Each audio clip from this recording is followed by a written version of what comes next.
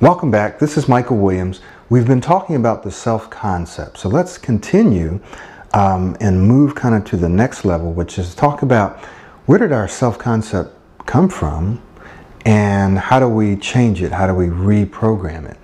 In some of my other material, I talked to you about when I discovered the self-concept. I didn't discover it on my own. I discovered it from reading and or listening to a person named Brian Tracy. And he talked about a lady who stuttered. He talked about a lady actually who kind of was very shy. She was married. She was very shy. She had a slight stutter. And she was involved in an accident and she got amnesia. And so what happened is she completely forgot, if you will, who she was. She didn't remember her husband, her family. She didn't remember what kind of a person she was.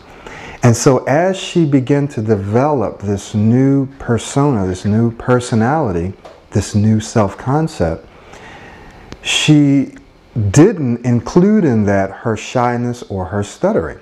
She left that out. I mean, who would want to include that, right? So she left that out. So what happened is she became a speaker, and she traveled around and started doing workshops and seminars and became somewhat of an expert on amnesia. So she obviously lost that stutter.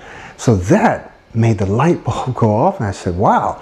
So do I have to get amnesia in order to lose my stutter? Well, no, you don't have to get amnesia, but there is a way that you can actually reprogram your self-concept, and that's what we're doing in this entire program. And so where does your self-concept come from? Well, it comes from your environment, so where you live, the people that you live around. It comes from all of the sensory inputs. That's everything that you take in, everything that you hear, everything that you see, everything that you say, all right? Things that you touch. So in other words, what you experience helps form and shape who you are.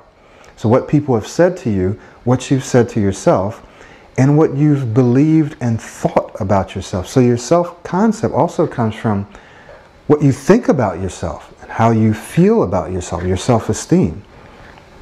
It comes from things that we watch on TV. The music that we listen to helps form and shape who we are, okay? Everything that goes in through our senses, what we see, what we hear, what we taste, what we say, what we experience, what we do, all of those things get impressed into our mind, into our brain. And it helps to formulate who we are, how we react, our attitudes and our beliefs and our feelings. So, if for whatever reason, whether it be genetics or not, if for whatever reason you've been someone who has stuttered, right? Not sure why, or maybe it happened after some event, or maybe it just happened, then what begins to happen is this pattern of speaking starts to become reinforced by itself. So every time you stutter, for whatever reason, you start thinking, oh my God, I'm stuttering, or I'm stammering. And then you start thinking the next time you get in a speaking situation, I'm going to stutter. I'm probably going to, I hope I don't stutter, but I probably will. So then it starts reinforcing itself, right? Or if someone teases you about the stuttering, right? And so you start to see yourself stutter, you start to experience this stuttering or this nervousness or anxiety, and it reinforces itself. It becomes a cycle. It starts to be recorded and impressed in what we call your subconscious mind. Now, let me step aside for just a minute. We're talking about the subconscious mind. If you look at a person's brain, you don't see the subconscious mind. You don't see the conscious mind. But there are different parts of the brain that correlate with or that produce the functions of the subconscious mind. So a subconscious mind is really a category, if you will, or a phrase or a concept that we've come up with to talk about different functionalities of our being, to talk about different functionalities of the human brain. But you don't really see the conscious mind, the subconscious mind. But you can see the different parts of the brain, and within those different parts, there's functionality that we can say, that's a functionality of the subconscious mind.